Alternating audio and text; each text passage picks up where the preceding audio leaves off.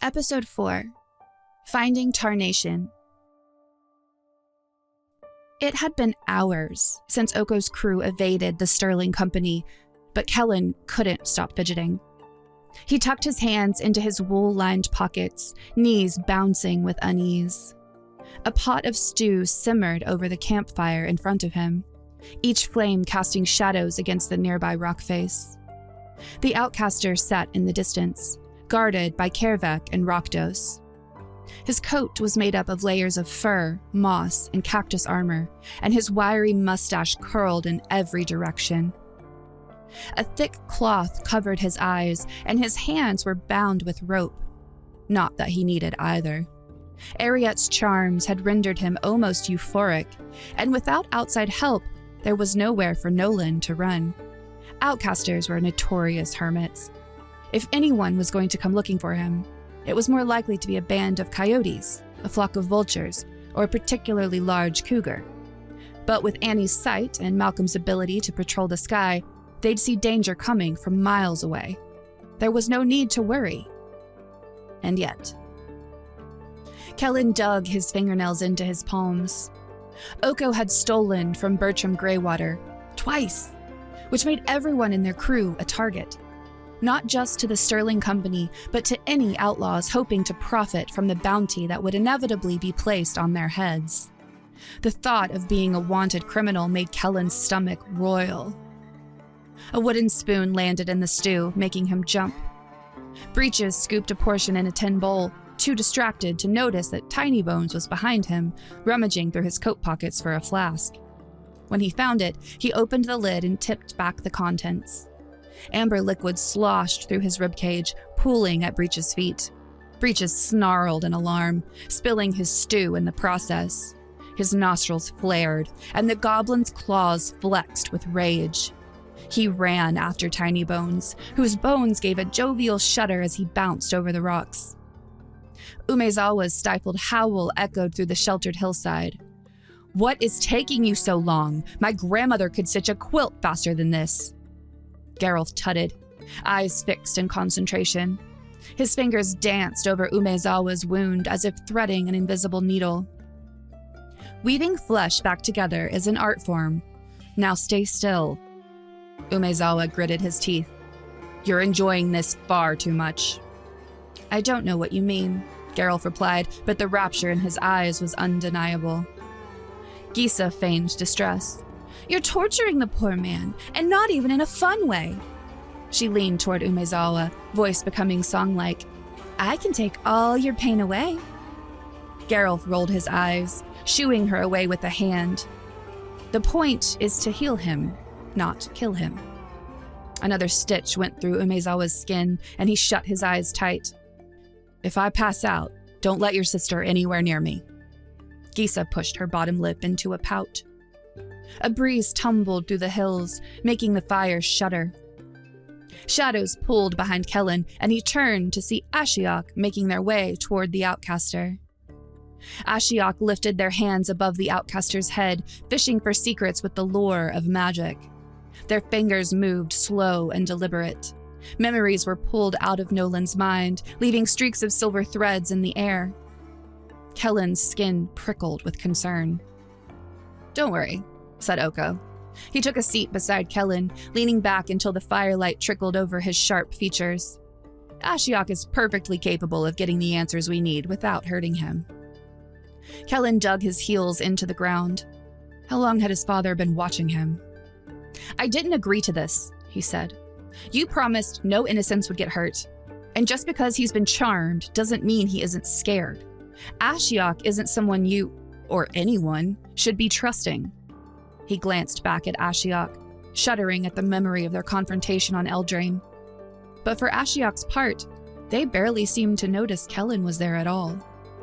"It's not my fault the plan went awry, and the outcaster knew what he was getting into when he agreed to help Greywater. If he didn't want trouble, then he shouldn't have walked into it." "He was surrounded by armed guards. For all we know, he was on that train under duress," Kellan argued. "I'm not sure he had a choice." Oko's eyes flashed. "Is that how you feel? Like you had no choice?" Blood rushed to Kellan's head, making his cheeks darken. I never said that." The challenge in Oko's stare vanished, as if it were never there at all. He smiled and gripped Kellan's shoulder. "Everyone made it off that train. You may think I left those people behind, but I knew you could handle it. You're my son, and I trust you." The tension didn't leave Kellan, even as Oko pulled his hand away. He wanted to believe his father. He wanted his approval, but he'd seen Oko's face on the train. Oko hadn't believed in him. He'd been ready to abandon him. Maybe it was just a misunderstanding. Kellan's thoughts stirred, hopeful. He's your father. Even if he'd wanted to leave those people, he wouldn't have left you. Smoke like ribbons crept over the sand, and Kellan leapt to his feet abruptly. Ashiok waited with their hands folded together, shadows spilling away from their horns. Oko stood, hungry for information. "What did you find?" Ashiok tilted their head, lips pursed tight. "The artifact is a key, just as we thought, but it is one of 6. Oko brushed a finger over his brow. Kellan realized it was a tell, something he did to hide his frustration. "Where are the others?" "Akul has the other 5. He wears them in a medallion around his neck," Ashiok explained, and the nearby crew mumbled their displeasure. "But there's something else I found in the outcaster's mind. A map to Tarnation exists, and it's buried in Thief's Folly." From across the campfire, Gisa squilled with delight. "You've heard of it?" Oko asked, bemused. Geralf hummed from above Umezawa's vanishing wound, finishing the last seam. "It's a graveyard for prospectors." Gisa flashed her teeth, eyes sparkling with venomous hunger. "So many bones, so many beautiful corpses to dig up." Oko studied each member of the crew before landing on the necromancer siblings. "Are the 2 of you up for a little side mission?" Gisa clapped her hands together eagerly, and Geralf gave a curt nod. "Let's talk when we get back to the saloon." Oko turned to Tiny Bones, who was busy helping himself to a portion of stew. It dripped through the hollow of his ribcage. "Can you flag down Annie and Malcolm? The sooner we get out of here, the better." The others started to pack up their gear when Kellan's words erupted out of him, too important to hold back. "What about Nolan?" "What about him?" Oko asked, barely meeting his gaze. Kellan lifted his shoulders, sheepish. "Well, I mean, is someone going to take him home?" Some of the others snickered. Oko quirked an eyebrow, like Kellan was a strange kind of curiosity. "He's an outcaster. They thrive in the wilderness." "But we can't just leave him here," Kellan blurted out. "Hardbristle is days away, and he's got no supplies or water or—" Ashiok took a step closer, shadows rumbling along the desert floor like they were being tested. "You fear for his life." It wasn't a question. Kellan opened his mouth, but the words were too tangled to sort through. "Fear not," Ashiok said, curling their long claws. "I do not wish the man dead." "How wonderful to see that we're all on the same page," Oko said with a hint of irritation. Annie's voice sounded from the darkness. "I can go with Kellan and escort the outcaster to the nearest oasis. I'm sure he can make his way home from there." Kellan smiled weakly in appreciation. Oko's mouth twitched. "I'm sure you know how important it is to the mission that you don't get caught. Or followed." Annie nodded. "We'll stay out of sight." Kellan followed her away from the campfire. When he was certain the rest of the crew was out of earshot, he said, "That's twice you've helped me. Thank you." Annie didn't respond. She continued down the path and clicked her tongue against the roof of her mouth, drawing Fortune's attention. He stalked out of the evening breeze, body relaxed in a way that showed trust. "What made you sign up with Oko?" Kellan asked. "It was the lesser of 2 evils." He couldn't tell if she was joking or not. "You don't trust him?" Annie winced. "Trust is for favors. This is a job, and I reckon I don't trust anyone who hires outlaws to do their dirty work." Kellan stared at the ground. "I wasn't sure you were an outlaw, to be honest. You don't seem like the others. I thought, well, I don't know. That I was more like you." Kellan didn't answer. She shook her head like she was trying to rid herself of a memory. "A while back, I was with the Free Striders. We made the mistake of robbing Akul and the Hellspurs. He tracked us for weeks. Relentlessly. We lost good people because of it.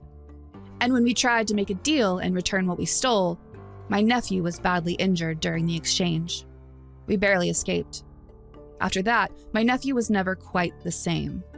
He returned to join our people not too long ago. Her eyes steeled. It was never Akul's plan to let us go. I'm not even sure he cared much about what we stole.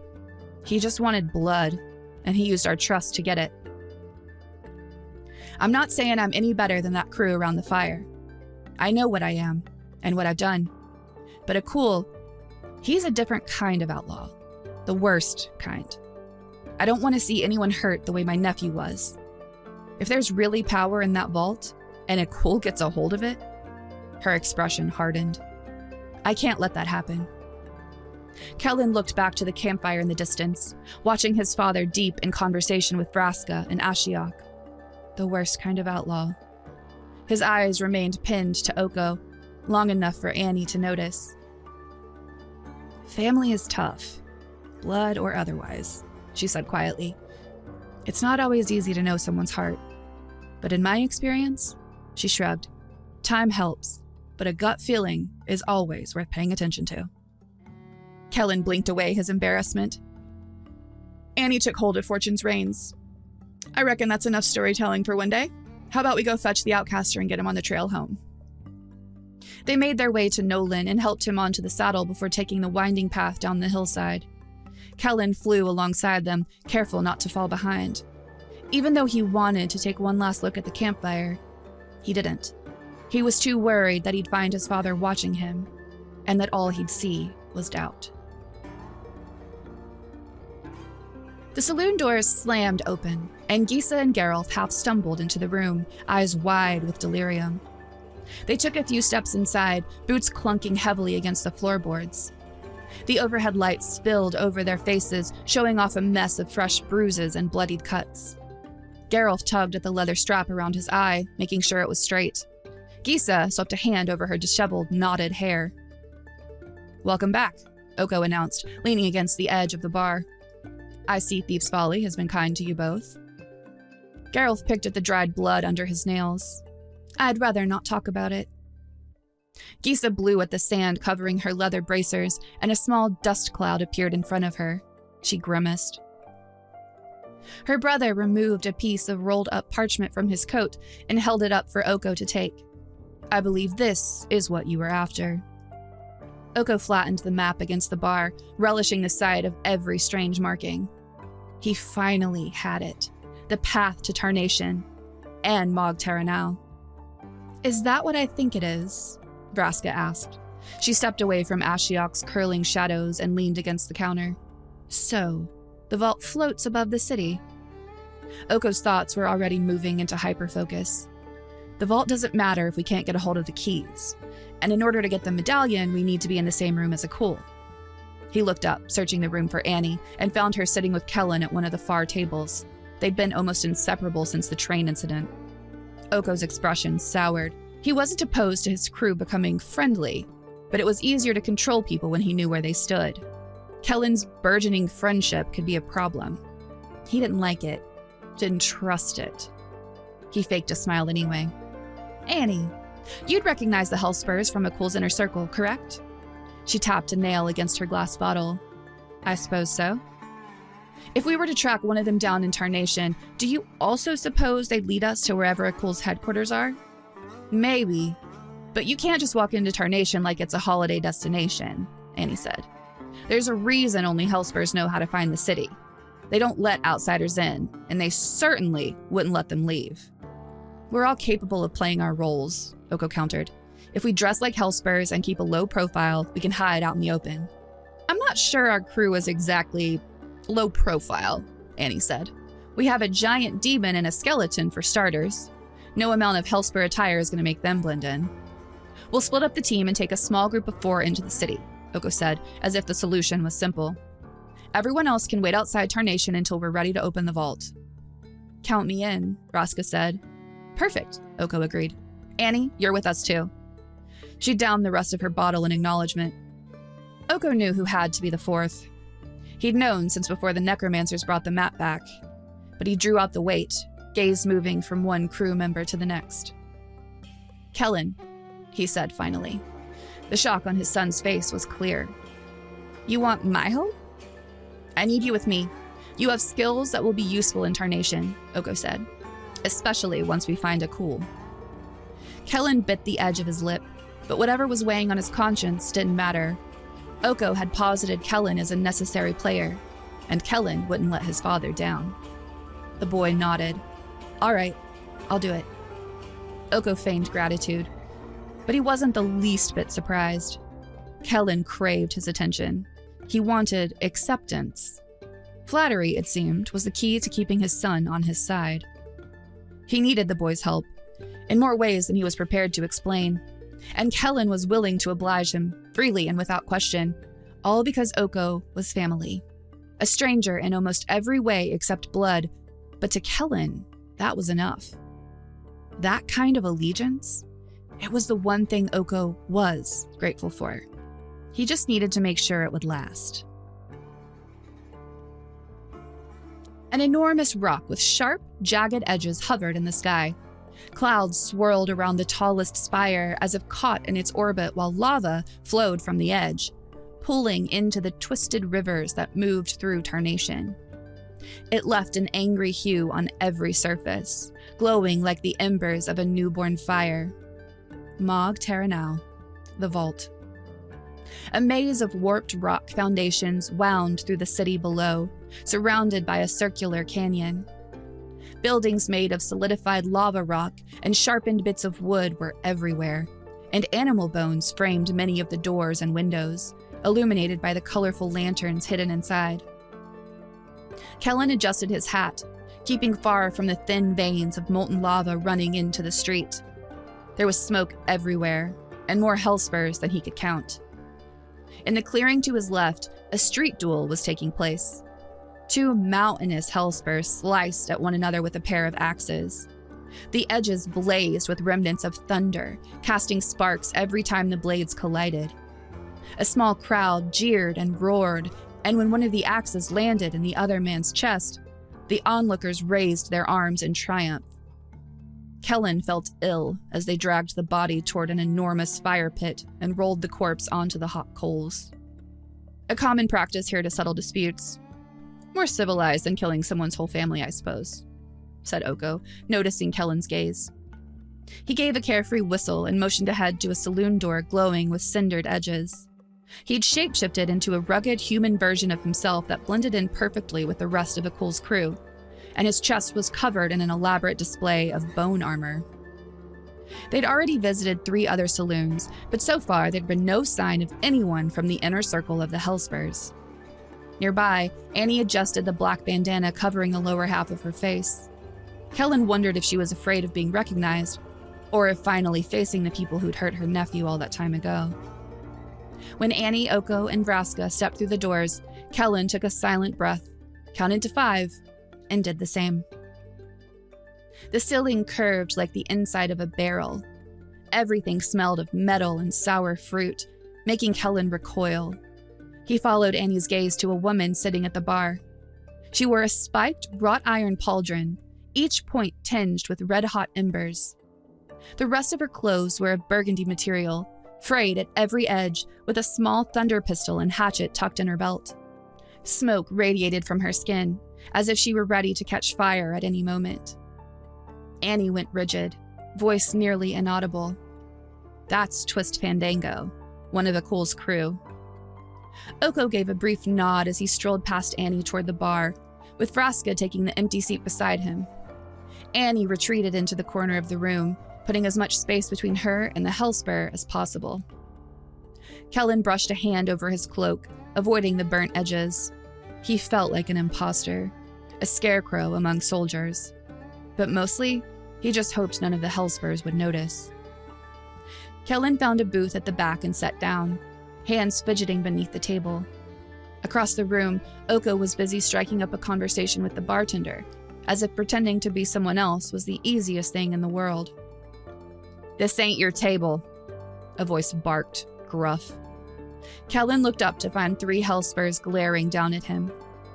The one who spoke had skin that burned like lava. The other 2 wore iron faceplates that covered everything except their flaming hair. I'm sorry, Kellan sputtered. He tried to stand, but the lava-skinned Hellspur shoved him back down. You're sorry? He repeated, flashing his sharpened teeth.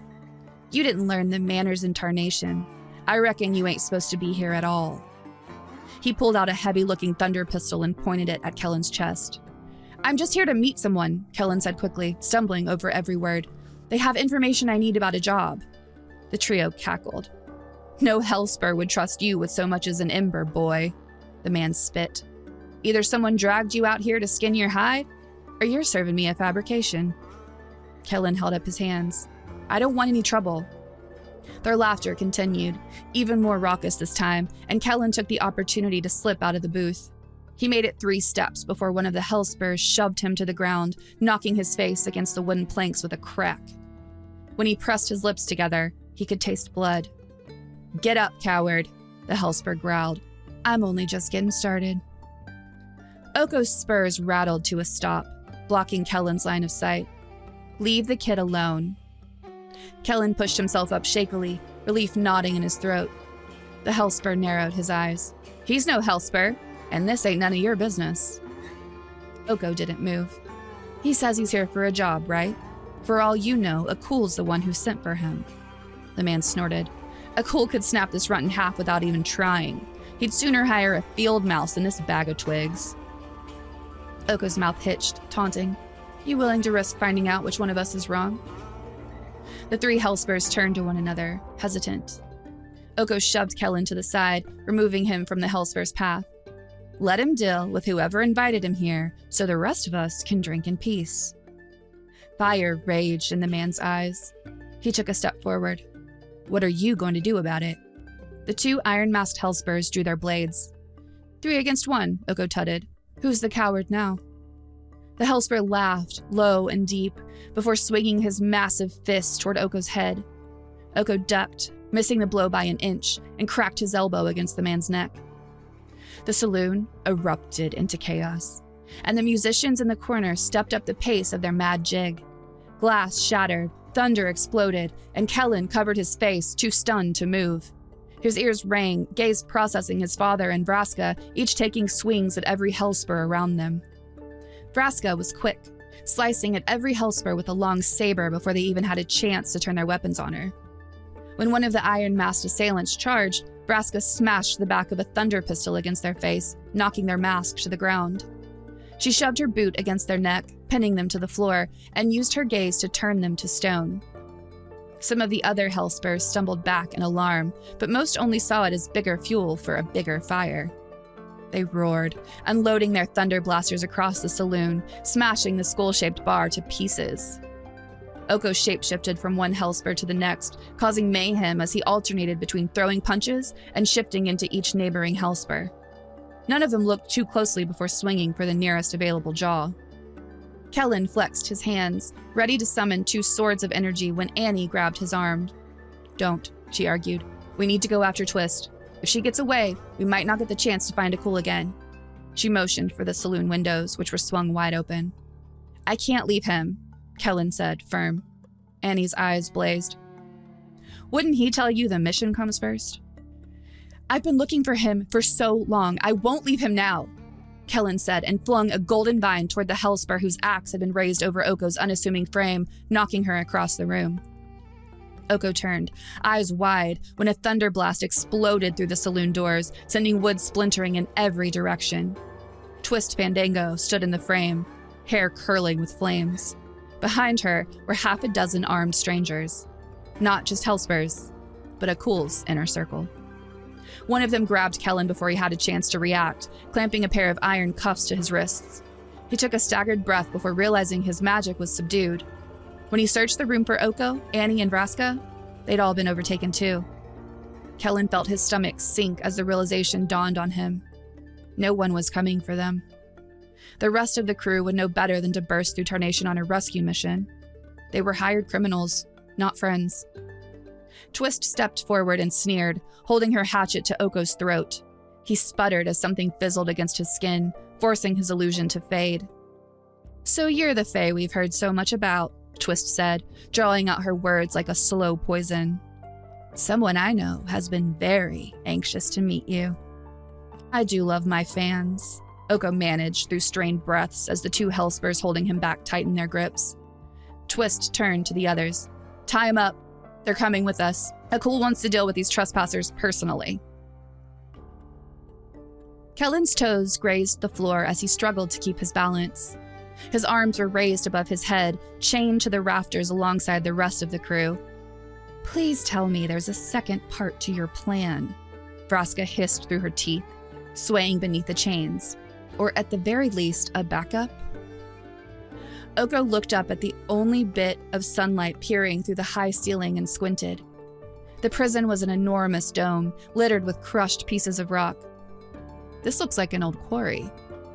It is, Annie said dryly, which means we're at the lowest level possible.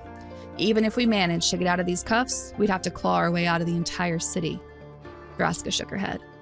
I told you bringing the kid was a bad idea. A bunny would have made a more convincing Hellspur than he did.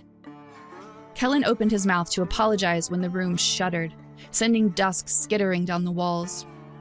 Footsteps boomed through the open doorway. Akul himself stalked through the dark mist, head low and talons scraping over the rocky floor. His crew filled in behind him, hungry for entertainment.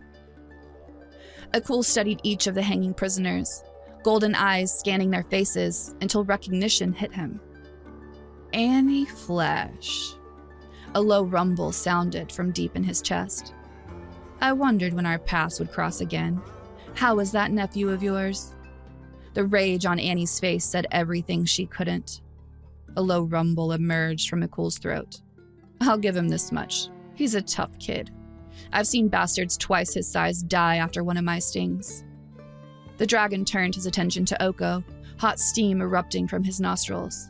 You have something that belongs to me. Oko motioned to the chains. Cut me loose and I'll get it for you. Akul let out a throaty snarl. He held a claw against Oko's neck, stopping short of drawing blood, and dragged it slowly down to his heart. I thought I'd have to rip the truth from you, but you've brought the key right to my doorstep. He reached into Oko's bone-clad vest and pulled out the artifact. Oko clenched his jaw, watching as Akul reached for the chain around his neck. A medallion hung in the center, 5 spikes protruding from the sides at uneven heights. In the center was a strange carving with 6 glass domes, all lit with a different color, except for one. Akul slotted the 6th key into the medallion, and the edges morphed into another spike. The final glass dome became an iridescent violet. Medallion clicked and moved, turning in place until the spikes revealed a pattern. Kellan's eyes widened. They weren't 6 keys. They were 6 pieces of one key, and now they were all united. Akul roared, and a glow from deep inside him lit up every scale on his chest like distant lightning in a dark storm cloud. Sparks crackled across his entire body, and he stretched his claws wide. Oko hadn't taken his eyes off the dragon. I take it you have no intention of letting us go? Akul's voice was lethal. If I did that, I wouldn't have the pleasure of watching you suffer, and I intend to take my time. Kellan's eyes shot around the room, frantic. Annie looked like she was going to be sick. His father, and Vraska. No, I can't let this be my fault. I can't let them suffer because of me. He thought back to the battle he'd seen on the streets, the closest to honorable combat they got here. Kellan clenched his teeth, reaching for every ounce of courage hibernating in his veins. I challenge you to a duel, he blurted out. Akul pulled his neck back in surprise before chuckling darkly. The contempt on his face was clear. The Hellspurs behind him broke into mocking fits of laughter. What are you doing? Annie mouthed, fearful. Kellan kept his eyes glued to Akul. If I win, your crew has to let me and my friends go free. Vraska's tendrils rose with interest. Oko had no reaction at all, just a calculating, pensive stare. I have no need to duel with prisoners, Akul drawled. You're already at my mercy, of which I have none. Kellan's heart thumped. Even outlaws have a code, don't they? You seem eager for a quick death, but I have other plans, Akul said. Though, when it's time to finally throw your bodies into the bonfire, I'll make sure you're first. Consider it a gesture of goodwill. His eyes gleamed, from one outlaw to another. Kellan looked around, desperate for an idea or a thought or a... I never expected the infamous Akul to be so afraid of a child, Oko mused, unblinking. Akul flinched, sucking the air between his sharp teeth. Afraid? Oko lifted a brow. Or maybe it's his magic you're afraid of. Maybe you prefer an easier target. Kellan could feel the pressure seem to change in the room as the energy built and built. The scales across Akul's chest, each hard as steel, began to glow a sickly yellow. It was as if he were swelling with energy, with thunder. Vraska strained against the chains. All that talk of torture, and now you'd rather kill us than go head-to-head with the kid? Her words were scathing. No wonder you need whatever is inside the vault. Without your crew, you're nothing. Annie blinked, studying the others. You're a coward, she said slowly, eyes burning toward Akul. You went after my nephew for the same reason you go after unarmed civilians and low-level outlaws. They're a sure thing, and as much as you like to cause trouble, well, I can't imagine you're happy when trouble comes to your own front door. That's why you hide this place, isn't it? Oko pushed. To avoid a fight you didn't choose? Akul burned from within, smoke shooting through the gaps of his teeth with every breath. The rest of the room fell silent. To a criminal like Akul, reputation was everything, and Oko's crew had just challenged this. After a long pause, the dragon lowered his head toward Kellan, teeth appearing in 2 razor-sharp rows. Throw them in a holding cell, he said to the Hellspurs. The duel begins at midnight.